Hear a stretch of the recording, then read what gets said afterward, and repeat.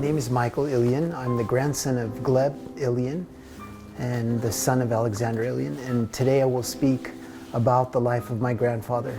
I was lucky enough to have met my grandfather and known him for approximately just a year before he passed away in San Francisco in 1968. We had moved from Colorado in the end of '67, so I have these vivid memories of my grandfather, very calm, distinguished, tall man, very soft-spoken, and I remember all the portraits that were in the house at Russian River where he resided at the time.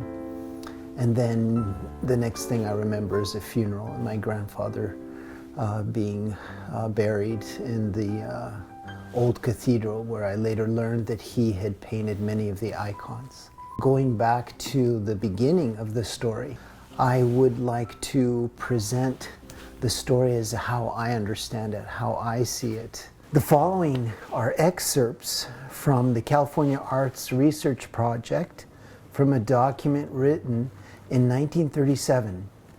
Volume 10 includes an extensive detail the struggles of the Ilyin family as they escaped the Russian Revolution, settled in Japan, and made their way to San Francisco. In San Francisco, California, the brothers of Peter and Gleb and wife of Peter, Nadine, comprise artist members of the Ilyin family. The obstacles that the Ilyins encountered in their rise to recognition would have broken the spirit of less hardy people, but they overcame even the inferno of war and revolution and emerged with their courage unbroken.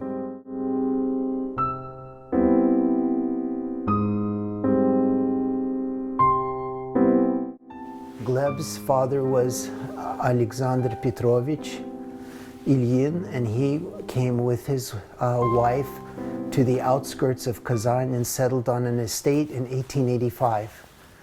In 2 years, he and his wife had their firstborn son. His name was Peter. He was born in 1887. And my grandfather, Gleb, was born 2 years later in 1889. And they grew up very close together. So 2 years apart made them best of friends. So Peter was always a little bit ahead of Gleb. So at 3 years old, Peter was given a pad of paper and some crayons, and immediately he began to sketch. And so there was a little competition, so the little brother Gleb wanted to imitate his older brother. Nobody at that point really realized that he had this amazing potential in the future. He convinced his father to allow him to study in the Middle Arts School and take law at the same time. But after a year, Alexander recognized that his son Gleb was not going to be a good lawyer or a good judge, so he allowed him to continue in art, which turned out to be wonderful. I found in reading the biography that Gleb's father was very supportive. The moment he realized and saw the talent that Gleb had, as is different in other instances, especially in old Russia, where sons often had to follow in the footsteps of the father and pursue the same career of the father. So I imagine if Gleb was forced to be a lawyer or a judge, things may have turned out quite differently, but he was allowed to pursue his passion. Gleb, in 1911, he finished his middle school of arts and was accepted to the Imperial Arts Academy in St. Petersbourg. So he went on. That was to be a 6-year program, and he did very well. I learned something new, that as doctors here have internships in hospital, so artists had internships and were assigned to other teachers. And one of my grandfather's favorite artists and mentors was Repin, and this was still back in Kazan. But as he pursued his arts career, he was very successful. He was supposed to graduate in 1916, and he had already been commissioned by the wife of the Grand Duke Konstantin Romanov to paint his portrait, and there were several other works that he had finished at that time in St. Petersburg. And unfortunately, this all came to an abrupt end. I don't believe he had finished his course of study, but he wasn't able to go through with his graduation ceremonies. The assassination of the Grand Duke Ferdinand, which triggered all the events of the First World War. Peter, meanwhile, being the oldest son, finished the academy, the Imperial Military Academy in Kazan, and left for the Austrian front as an officer. And all this is happening, and it's hard for me to imagine that both of them continued their love and their pursuit of their passion, which was art and painting. Everything was stopped as the Russian army was starting to approach the town where their parents lived. So Peter wasn't going to make it back in time, so he asked Gleb through letter to come and take his father and mother out of Kazan and move them to where the white armies were gathering for safety. So Gleb made it back to Kazan and managed to take his mother and father to the next town. I believe it was Perm, Russia, where they waited, and unfortunately the Red Army was able to take over Kazan. Then they were marching towards Perm, so again they had to leave. But I believe that Gleb's father was so sick at that point that he just could not move on, and consequently he ended up staying, and he soon passed away. He did have heart disease. Gleb joined the military, and at that point Peter joins them as a colonel in the White Army, and they're moving, they're trying to hold their ground, but the Russian Red Army is forcing them further and further. Things are happening so quickly. I believe it's already 1917. Gleb meets Natalia Melnikov, who was the daughter of also a Russian, white Russian officer, and after a short engagement period, they're married. And very soon Peter, who also somewhere along the way, I believe it was in Kazan, but it was a very short ceremony, he had already been engaged to another artist who had been studying actually in the same academy that Gleb was. Her name was Nadia or Nadine Komoff. And so they're married, and they also cross the Ural Mountains, and somehow through God's providence they meet in the town of Chita, which is a fairly large city in Siberia. And this is where they reunite, and they're so grateful that they're alive. Unfortunately, Natalia Melnikov's father was killed by the Red Army. But here is where, again, they plan their next move. They realize that their aristocracy, they are loyal to the Tsar and the White Army, so if they stay in Russia, the likelihood is that they won't survive. And at this point, the Japanese have some kind of bastion or fortress in this city of Chita, where they was the last Russian city that they were in before they took exile into Japan. And they got to know the Japanese. The Japanese were fluent in Russian, and Gleb at that time, before Peter had gotten back, was doing many portraits of some of the Japanese officers. They became very friendly, and as a consequence of this relationship, when the pressure came for them to leave again, the Japanese extended their arms and offered both Peter and his wife Nadia, and Gleb and his wife Natalia, and his mother Evdokia to take refuge in Japan. So the next stage of their life for the next few years will take place in Tokyo, but they're able to leave Russia without any further consequences.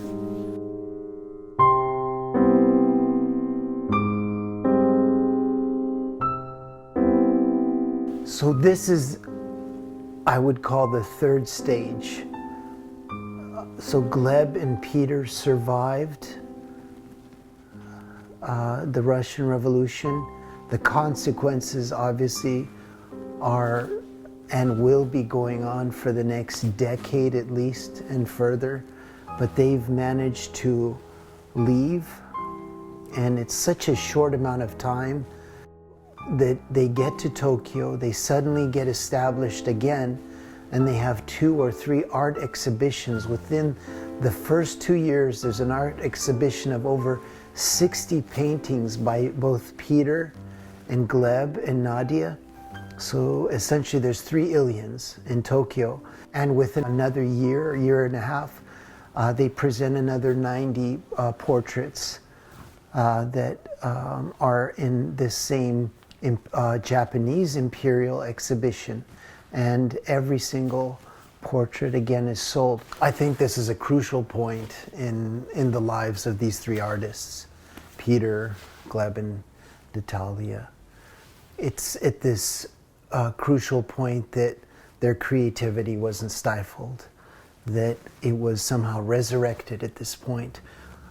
Reading the biography, I understood that if they weren't strong, they could have given up and just went into survival mode. But somehow they continued to keep their dreams alive. And when they came to Japan, suddenly this artistic fountain that had been inside both Peter, Gleb, and Nadia came bursting forth in full force. Their success was more than they could have anticipated. And this indirectly allowed them to have the ability and the funds to eventually move to the United States.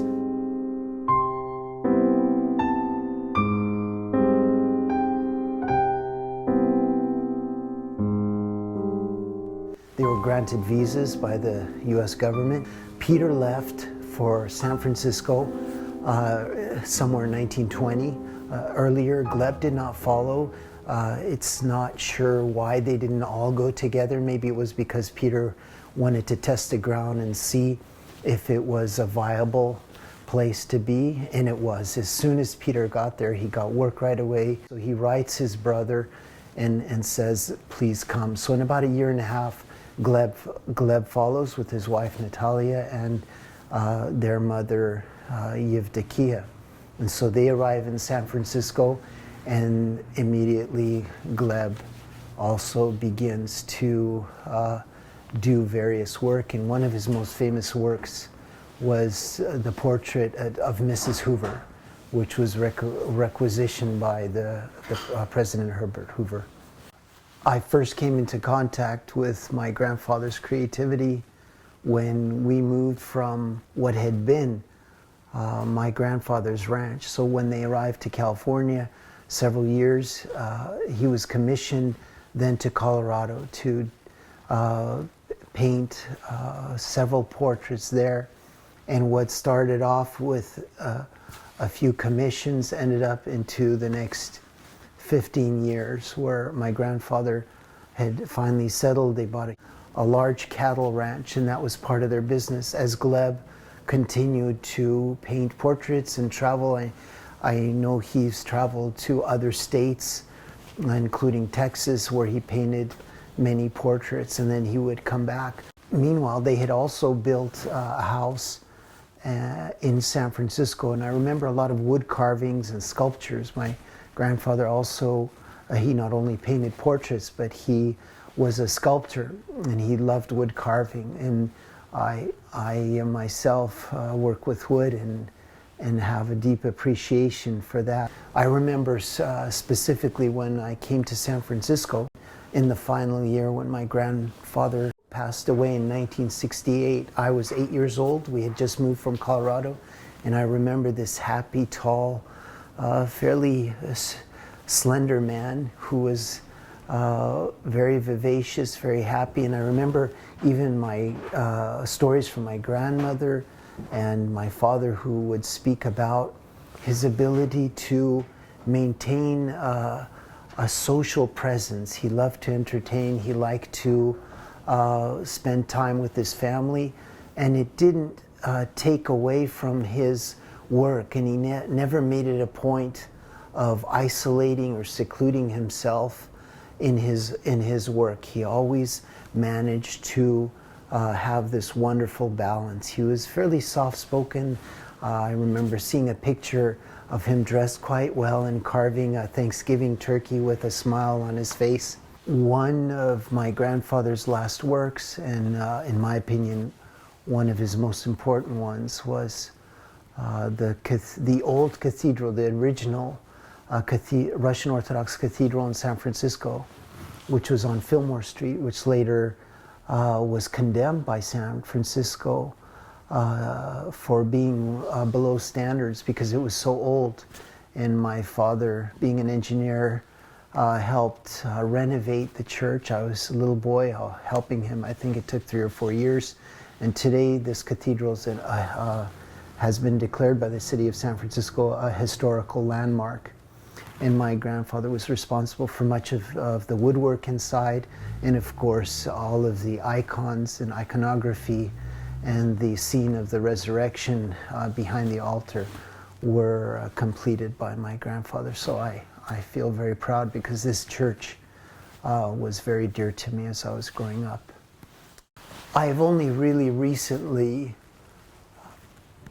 fully grasped as much as I can of the concept of what it meant to keep a sort of dignity despite all the trials and tribulations that the llyinn family had gone through.